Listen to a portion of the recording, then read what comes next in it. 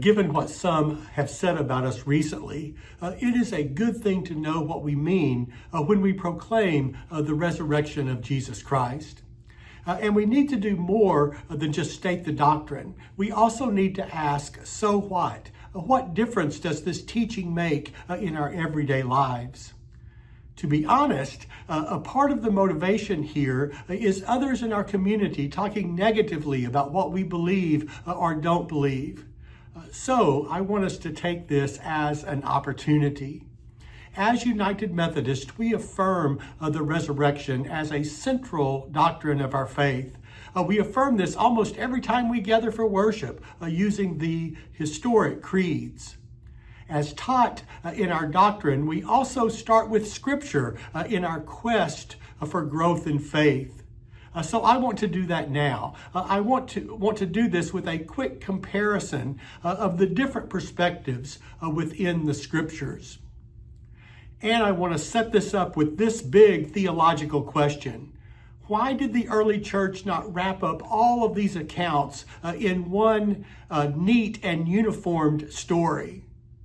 I believe it is because that would have made it more about checking off a box of right belief.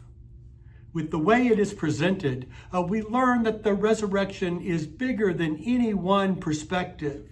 And we are all invited into our own encounters with the living Christ. So let's look at these inspiring accounts in Scripture. In Matthew's account, for example, we have an earthquake. Two women, both named Mary, made their way to the tomb, not expecting anything but more grief.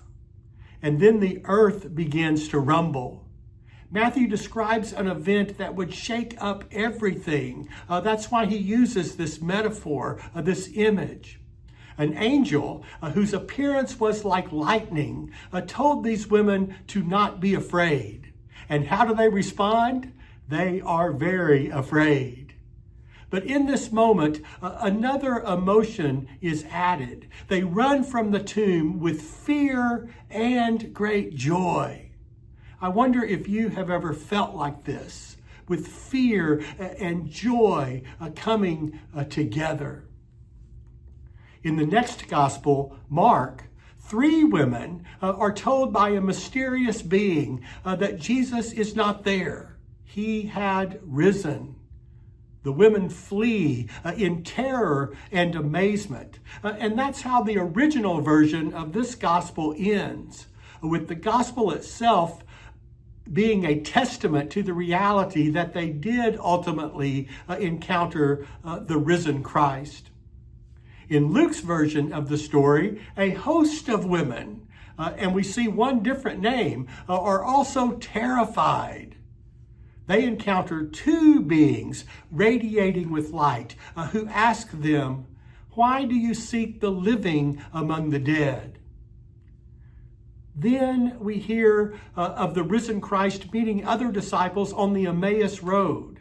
He is not recognized until he breaks the bread. And then he disappears, leaving their hearts to burn within them. He appears behind locked doors and says, "Peace be with you," to the disciples. And then we see other stories where they eat with him and touch him. It is all so holy and mysterious. We see fear and great joy together. In all 3 of these Gospels, Jesus does not appear to any of them at the tomb. To see the risen Christ, these disciples would have to leave the tomb and open their hearts to something new. In John's Gospel, this is portrayed differently. Jesus meets Mary Magdalene alone at the tomb. But in her grief, she does not recognize Jesus. She even argues with this stranger before her. But the risen Christ is not offended. He doesn't turn her away because of her lack of recognition. Instead, he calls her by name. With this act of love, everything changes for her. Mary reaches out to hold him, but is told that he cannot be held or confined in this narrow way any longer. The symbolism is so powerful. Note in these encounters that the risen Christ does not condemn their fears or their questions or their doubts. There is room for all of that within the one who is able to see us through even death itself. In the 15th chapter of 1 Corinthians, the Apostle Paul reminds us that our God is able to take what is perishable and put on what is imperishable. He says what is sown as a physical body is raised as a spiritual body. This is a gift from God. It is something new. The doctrine of the resurrection points to a holy mystery, not to be used as a weapon where we take a part of it and then use that against others.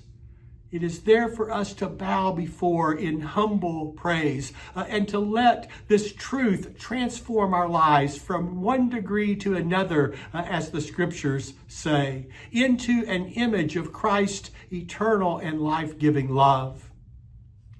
I want to share one more thought from my perspective.